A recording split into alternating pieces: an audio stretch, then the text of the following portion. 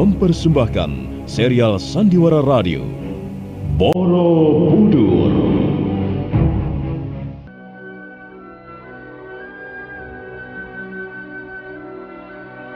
Di tanah Jawa, saat kerajaan Mataram kokoh berdiri, setindak demi setindak, perlahan namun pasti, berdiri dengan megah sebuah bangunan suci, Borobudur.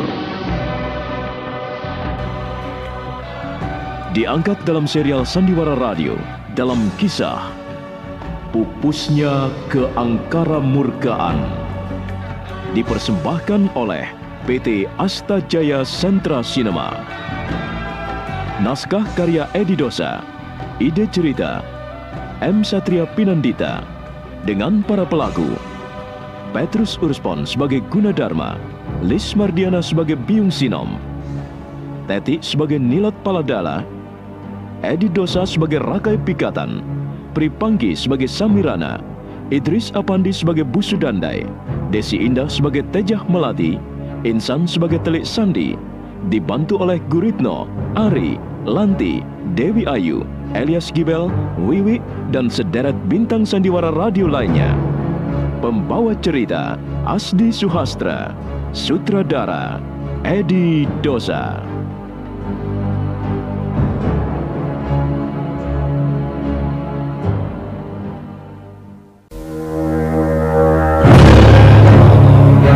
Lebur Bandang Ngaira mempunyai ilmu andalan yang disebut Aji Pakusewu. Ilmu ini berupa pukulan jarak jauh yang jika dilontarkan akan mengeluarkan ratusan paku kecil dari bagian telapak tangan pemiliknya. Setelah menyadari kedikdayaan lawan, akhirnya Lebur Bandang Ngaira memutuskan untuk menggunakan ilmu tersebut. Dia melompat mundur beberapa langkah. Biung Sinom juga segera melompat mundur. Tampaknya dia cukup waspada. Perempuan itu merentangkan kedua belah lengannya ketika dari arah depan muncul paku-paku kecil bersamaan dengan datangnya tiupan angin kencang.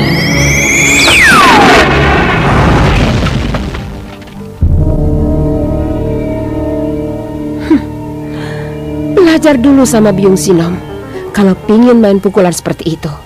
Tapi bukan sekarang. Kalau sekarang terlambat, lihatlah tubuhmu penuh paku-paku kecil akibat ulahmu sendiri yang tidak becus. Kasihan Lebur Bandang Ngaira. Kalau saja kamu sedikit cerdik dan tidak sombong, aku yakin nasibmu tidak seburuk ini. Tapi sudahlah, salahmu sendiri. Kamu telah menjadi korban pertama gagasan membuat sayembara Biung Sinom. Korban-korban lainnya pasti akan menyusul. Aku tidak boleh lama-lama di sini. Kasihan Gunadarma tersayang. Aku harus segera pulang.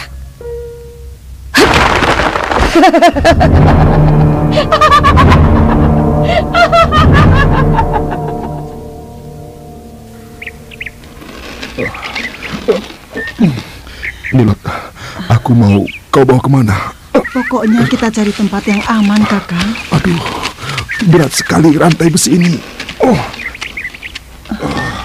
Ya, bagaimana lagi? Memang kalau bisa diputus rantainya akan lebih mudah.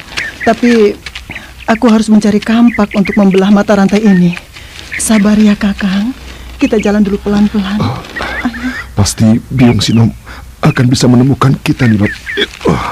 Sebenarnya percuma kita lari. Bukan begitu. Namanya juga usaha. Katanya Kakang sudah tidak tahan lagi dikurung di rumah nenekku. Iya. Kakang Gunadarma tidak usah khawatir. Kalau nenek menyusul kemari, aku yang akan menghadapinya. Nenekmu itu sakti dan juga jahat. Berbahaya kalau kamu berani melawannya. Kalau tidak berani, keadaan kita akan lebih susah lagi. Nenek pasti akan membawa Kakang kembali ke rumahnya. Atau mungkin menyembunyikan Kakang di tempat lain. Nilat, mungkin akan lebih baik kalau kita kembali saja. Kembali kemana, Kang? Ya, ke rumah nenekmu. Biarlah aku menjadi tawanannya lagi. Kenapa Kakang Gunadarma tiba-tiba berubah? Karena aku kasihan padamu. Aku tidak ingin kamu melibatkan diri terlalu jauh dalam perkaraku ini. biarlah akan kuhadapi Biong Sinom dengan sisa-sisa kekuatanku sendiri, apapun yang terjadi. Jangan begitu, Kakang. Percuma saja. Kita sudah berhasil lari sampai di sini. Kita sudah jauh sekali dari rumah nenek. Sekarang kita tinggal mencari tempat yang aman dan nyaman agar aku bisa merawat luka-luka dalammu sampai sembuh. Bagaimana kalau kita ke warungku saja? Di sana ada banyak orang. Ada kakek Bale Oro-Oro. Iya, terserah kau saja. Aku sudah pasrah. Kalau begitu, ayo kita jalan lagi.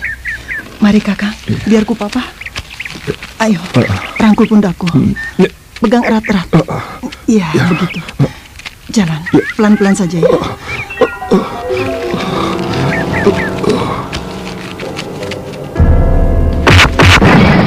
Gunadarma! Mengapa kamu pergi lagi? Mengapa kamu selalu menyakiti hatiku? Dasar laki-laki tidak tahu diuntung, tidak tahu diri. Kamu pasti tahu aku bisa membunuhmu setiap saat, tapi aku tidak bisa melakukannya. Mengapa? Karena aku kasihan sama kamu. Karena aku suka sama kamu. Biong Sinom yang malang. Mengapa kamu harus jatuh cinta sama laki-laki seperti Gunadarma? Awas kamu. Aku pasti dapat menemukanmu. Kamu mau lari kemana? Kamu masih belum sembuh benar. Tapi jangan-jangan ada yang menolongnya.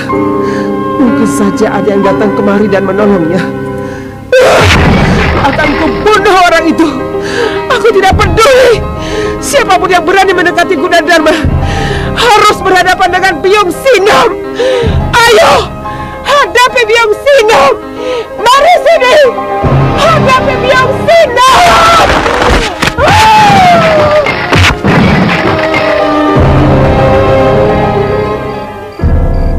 Wah, ini pekerjaan berbahaya, Nduk.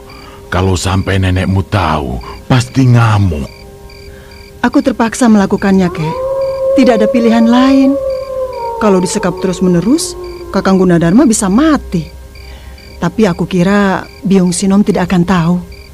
Pasti dia tidak pernah berpikir bahwa aku yang membawa Kakang Gunadarma. Belum tentu, Nduk. Nenekmu itu kan seperti setan. Jahatnya seperti setan. Liciknya seperti setan. Pinternya juga seperti setan. Maka kamu harus hati-hati, Nduk.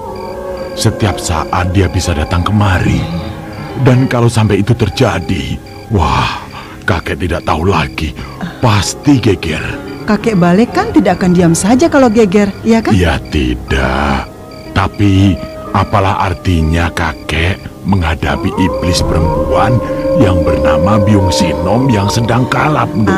Sebaiknya itu kita pikirkan nanti saja, Kek. Bagaimana nantilah. Dia kelihatan lelah sekali ya, Kek? Iya, tentu saja, Nduk. Jalan jauh, kaki tangannya dirantai, kan berat. Mungkin sekitar 60 pal jauhnya dari sini. Kakang tidurnya nyenyak sekali. Bagaimana rasanya sekarang?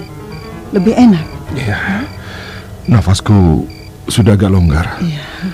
Tadi waktu muntah bercampur sedikit darah, tapi dadaku sudah tidak nyeri lagi. Kakek Bale Oro-Oro akan ikut merawat Kakang. Begini, badanmu harus diurut sampai rata. Sehari 2 kali. Darah mati akibat pukulan tenaga dalam itu harus bisa dikeluarkan semuanya. Baru kamu bisa benar-benar sembuh. Terima kasih, Ki Bale. Tapi bagaimana nanti kalau Biong Sinom tahu kalau saya bersembunyi di sini? Itu sudah kami pikirkan, Kakang. Kakang tidak usah khawatir. Kalau memang dia menyusul kemari, ya kita hadapi sama-sama. Ya, sebenarnya saya tidak mau melibatkan dan merepotkan kalian. Maka besok pagi, kalau keadaan saya sudah lebih baik, saya mau pergi ke Kamulan. Aduh, jangan, Kakang. Jangan dulu, Gunadarma. lukamu itu kelihatannya sepele, tapi sebenarnya cukup gawat juga. Harus dirawat dengan cermat, tidak bisa dianggap enteng. Aku tahu kenapa Kakang buru-buru mau pergi. Karena di sini tempat tinggal para jontrot, kan? Oh, bukan Nilot, bukan soal itu. Iya, pasti itu sebabnya. Kakang malu kan tidur di warung jontrot, dirawat seorang jontrot? Jangan salah paham Nilot. Sungguh, bukan karena itu. Kalau begitu, aku menyesal membawa Kakang kemari. Memang kami ini para jontrot, perempuan-perempuan murah, wanita-wanita yang dipinggirkan, yang dicap rendah oleh masyarakat. Tapi kami juga masih bernama manusia. Kami masih punya sifat ulas asih, punya peri kemanusiaan. Kami juga ingin menolong sesama manusia yang sedang kesusahan atau kesakitan. Tapi rupanya orang-orang sudah tidak peduli lagi mendengar bisikan hati nurani kami. Hanya kalau boleh, aku mohon Kakang Gunadarma tinggal di sini dulu. Berilah saya kesempatan merawat luka Kakang sampai sembuh. Maafkan aku Nilot. Aku tidak bermaksud begitu. Kalau nanti Kakang sudah sembuh, ya terserah. Kakang boleh pergi kemana saja. Aku tidak punya hak untuk mencegah. Tapi sekarang Kakang jangan kemana-mana dulu. Iya. Aku tidak akan kemana-mana. Percayalah. Untuk sementara, aku akan istirahat di sini bersama kalian. Aku jadi sedih. Aku benar-benar merasa menjadi orang yang paling hina dan tidak berharga. Nilot, aku tidak pernah menganggapmu seperti itu. Sudahlah. Hal ini tidak usah diperpanjang lagi. Oh iya, hampir lupa. Aku tadi membuat ramuan daun-daunan. Kakek Bale Oro-Oro yang memberitahu resepnya. Katanya sangat ampuh untuk segala macam sakit dada. Kakang mau minum? Boleh. Terima kasih.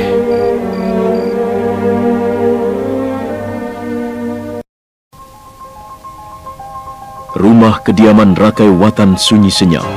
Tampak beberapa orang prajurit berjaga-jaga di sekitar pintu regol depan. Lampu ruangan pendopo terang benderang, tapi tak tampak seorang pun di sana. Rakai Watan sudah berbaring di ruangan biliknya. Wanita bangsawan yang cantik itu tampak tengah melamun. Matanya menatap langit-langit ruangan, sementara jari-jari tangannya memainkan cincin bermata intan gemerlapan dan berwarna kebiru-biruan. Alangkah indahnya saat itu. Laksana bunga Padma mekar di tengah-tengah telaga, disiram cahaya matahari bulan Waisaka. Kau duduk di sampingku, sambil tersenyum, kau belai rambutku. Ini adalah saat-saat yang berat untuk kita, Dinda.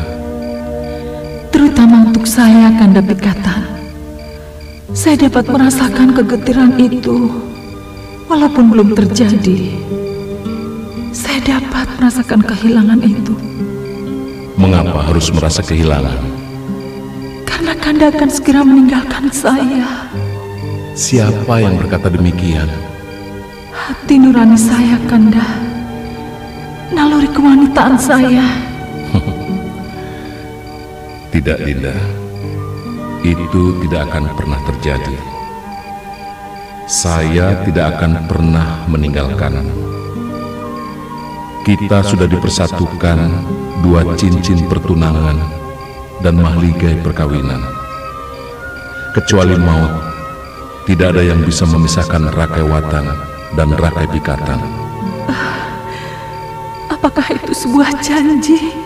Saya kira bukan sekedar janji, melainkan takdir perjodohan. Bagaimana dengan Pramodawardhani, Kanda? Dia akan segera hadir dalam kehidupan kita. Mungkinkah buah semangka dibelah dua sama ukuran, sama besar, dan sama beratnya? Dinda tidak perlu cemburu. Saya mengawini Pramodawardhani karena kepentingan wangsa. Saya mengawinimu karena cinta, Dinda. Alangkah indahnya, Kanda. Bumi serasa nirwana. Saya akan kenang kata-kata itu selamanya. Dan saya akan rawat cincin ini sepanjang hidup saya, Kanda.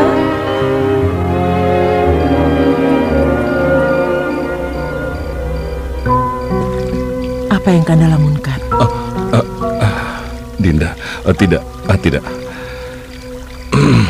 Saya tidak sedang melamun. Pasti pikiran Kanda terbang ke angkasa yang tinggi, kemudian hinggap di suatu tempat di mana seorang wanita bangsawan Sanjaya tengah menunggu kehadiran Kanda.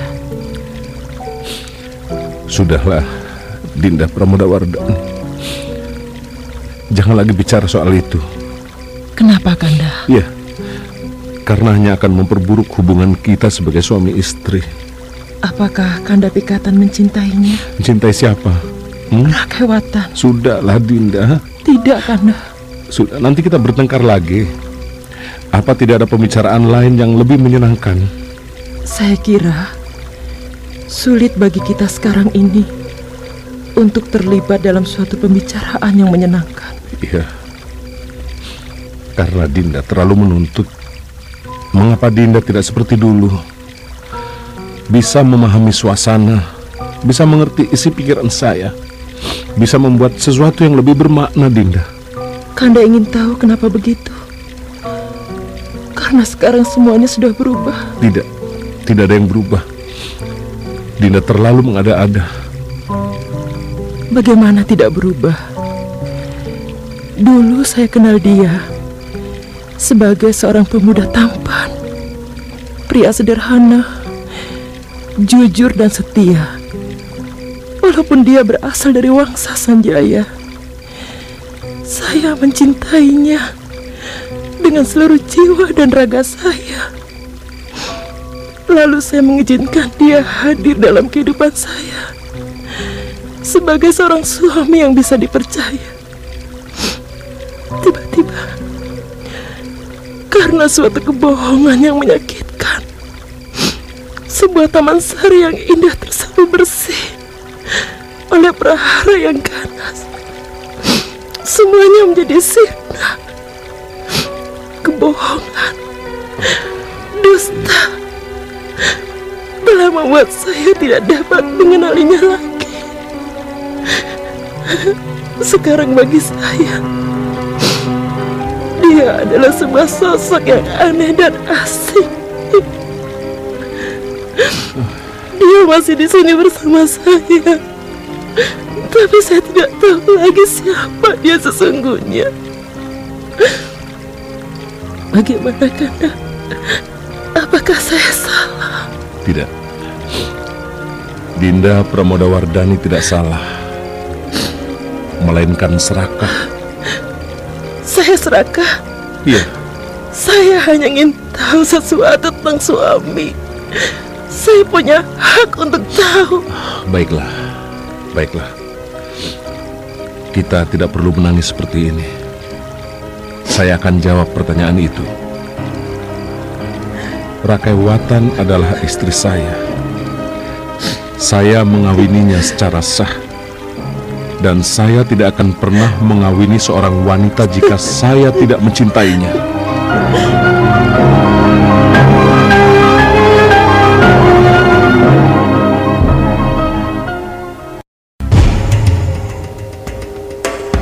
Diah Pramodawardhani terdiam mendengar jawaban sang suami yang terkesan berani. Suasana hening sesaat. Tampaknya putri mendiang Sri Maharaja Samaratungga itu belum puas. Sepertinya dia siap mengajukan pertanyaan-pertanyaan lain yang berhubungan dengan rakewatan madunya.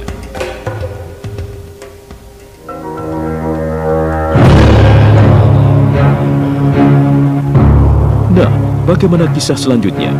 Saudara pendengar, untuk mengetahui jawabannya, ikutilah terus serial Sandiwara Radio ini. Borobudur. Sampai jumpa.